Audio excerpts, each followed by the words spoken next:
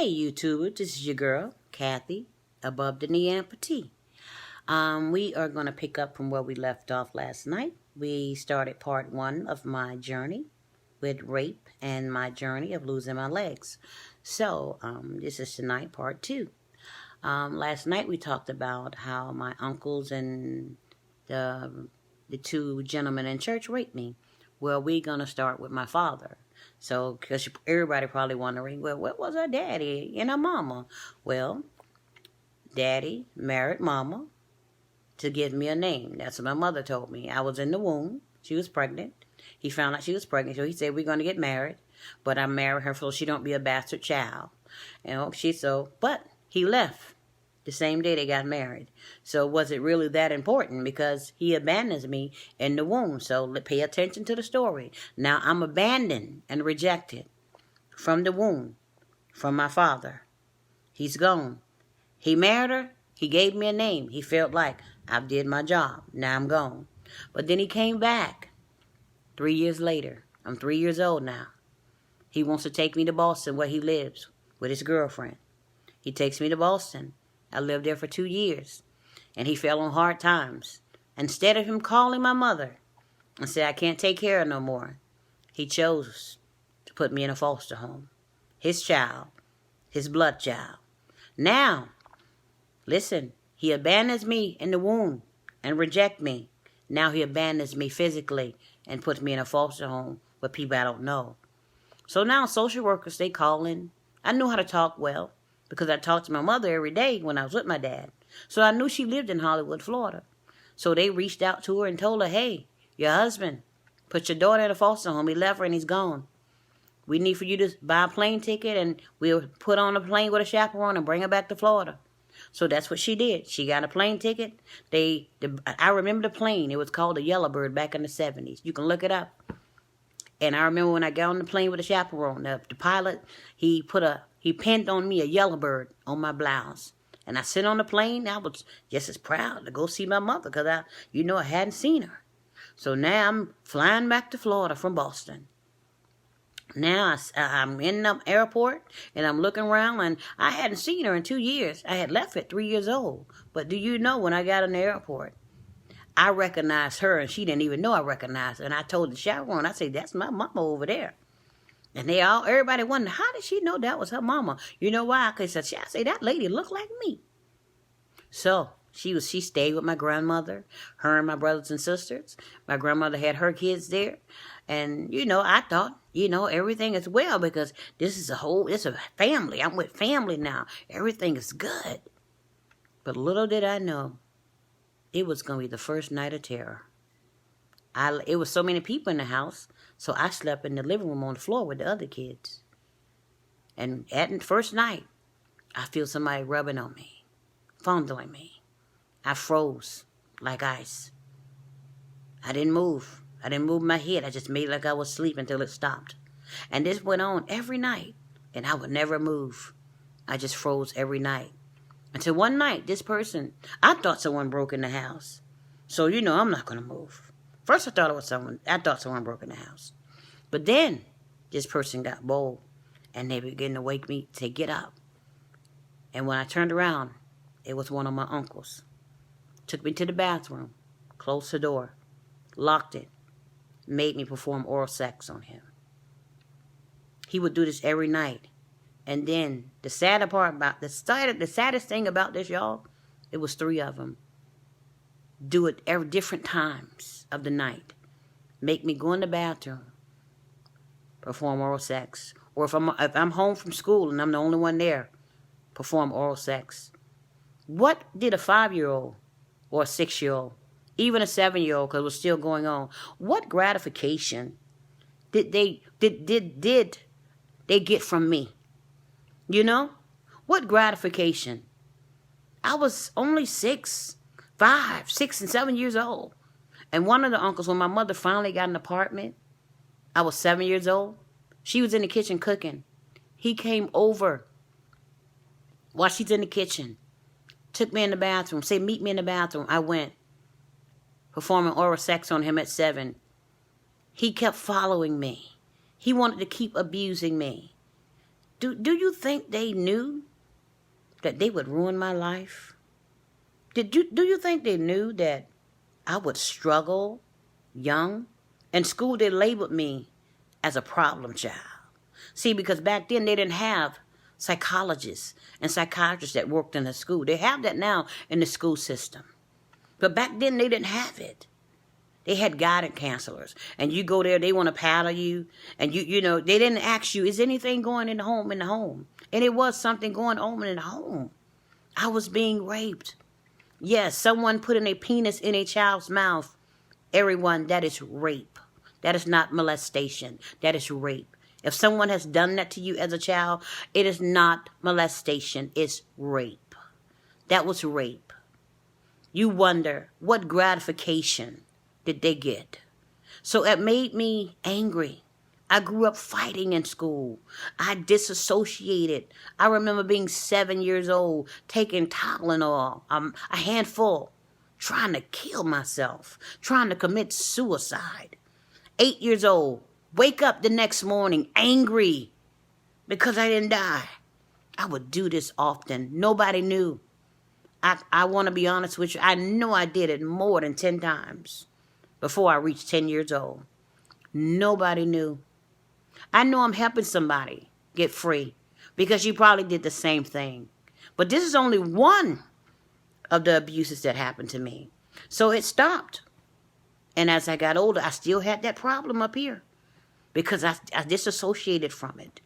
I knew how I used to talk to myself. And they say, you know, when you do that, you're probably having multiple personalities. Trying to forget about the abuse. Trying to move on, trying to cope. That's what I was trying to do. So I started going to church with my grandmother. It seemed good. I'm singing in the choir. You know, I'm singing lead and everything. Things was going good until I reached 13. Now, we got 2 brothers in the church, grown men. One of them, he approached me. I'm at his brother's house that's supposed to be my godparents. He's there. He said, let me give you a massage. And I sat there right between his legs. And he started massaging my breasts at 13. You know, I'm sitting there. I'm like, okay. And he did it. It felt good. So I thought it was my fault. So I didn't tell anybody because it felt good. Then he said, let's go in the room. He takes me in the room and he have sex with me. And I said, oh, it hurts. He said, oh, you're a virgin. I said, yeah. And he kept going. So I kept letting him do it because it felt good. So the more it felt good, the more I thought it was my fault. And I didn't tell anyone. So then when his other brother found out, the youth pastor, he started doing it. Now I had 2 brothers. They raping a 13-year-old girl. But it all felt good. I used to get up every morning at 5 o'clock to meet the other brother down the street just so he can perform oral sex on me. He said, meet me. Don't tell anyone. And I didn't. I was leaving out of my mother's house at 5 o'clock in the morning telling her that I'm going to school because I got to be to school early. And she didn't say anything. She said, okay. I'm meeting a grown man out of church so he can perform oral sex on me. And then, when he got caught, his wife called him. And she said, Kathy, do you think you got a lust demon? And I was, they had both of them had me sitting on the sofa. I said, I guess so.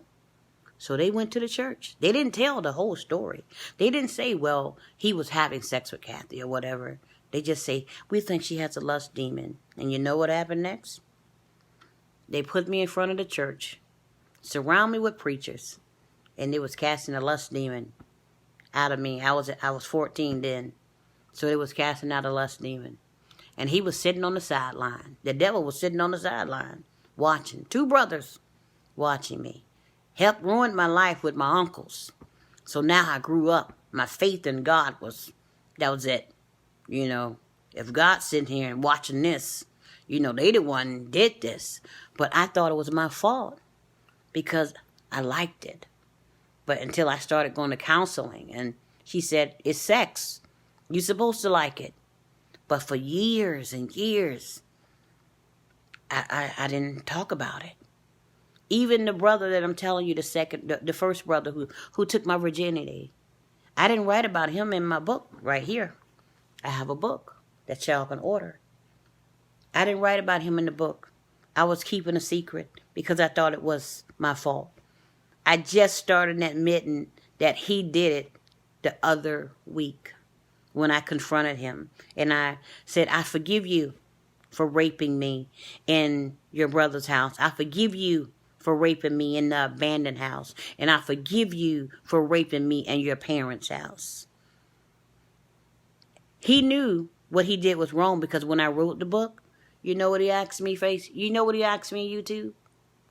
He said, did you put me in the book? I said, no. I was still protecting him because you know why? I thought it was my fault. Because, see, I sat, when he told me to sit between his legs at 13 so he can rub on my breasts, I thought it was my fault. It's not your fault. You're a child. These are grown men taking advantage of, little girls. These are grown men. It is not your fault. I was 13 years old. For years and years, I grew up in bad relationships.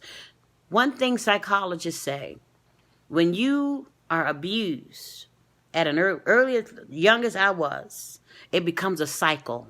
And that's what happened to me. It became a cycle. It became a cycle. And it kept happening. I kept meeting, getting in relationship with man after man, looking for love, trying to fill that void. You would think that because it was men that did this to me, that I wouldn't want to be with a man. But I was drawn to men, trying to fill that void, confusing sex for love. Saying if I have sex with him early, he just might stay. But no, I was letting men come in and out. They were doing me like my daddy did. They come in and get what they want, and then they go. Long as I had let them, long as I allowed it. That's what happened.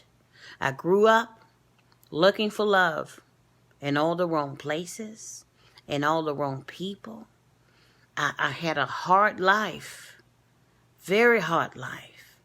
I remember so much about the abuse. Even when I got older, I tried to commit suicide, and I would always wake up. Always wake up the next day. I would cry when I would wake up the next day. I wondering, God, why? Why? I always thought, I asked God, you brought me up in this dysfunctional family. Why? What did I do to you? Most people, and I know I'm not by myself, a lot of people that get abused by family members, they wonder, what did I do? Why couldn't I be brought into another family? So that's what happened. I grew up looking for love in all the wrong people, in all the wrong places. And then at the age of 40, I was still looking for love in all the wrong people, in all the wrong places. And I got on online dating. And I was on my way to meet this guy that I met online. He lived in Jacksonville. I lived in Miami. And on my way, my tire blew out on the highway. It put me on the side of the road. These people stopped to help me. When I got out the car, the gentleman, he got the tire. And when he stepped to the side, a reckless driver came by, hit me, ripped both of my legs off. I fell and went unconscious. My whole life changed just like that. I was on my way to meet another man, but got stopped in the middle of the highway and lost both of my legs. We gonna pick up and talk about that tomorrow. I hope that this is helping someone, because a lot of adults, when we get to be adults and we start dealing, mentally, and it bothers you mentally, because sexual abuse, it cripples you mentally. You know, you see something, because I was a person, I can talk about it and didn't feel nothing. I detached from the feelings, and you would have thought, wow, she's strong. No, I wasn't. I knew how to put the makeup on the outside, and I was messed up on the inside. I was overthinking. I didn't trust anybody. I was sabotaging relationships because I didn't want. I had this mentality: I'm gonna get you before you get me. And I destroyed a lot of relationships. I wouldn't let nobody get close to me. So tomorrow, we're gonna talk about the loss of my legs and on my way to meet this guy. So y'all gonna see, did she really go meet the guy after she lost her legs? That's gonna be part 3, my journey.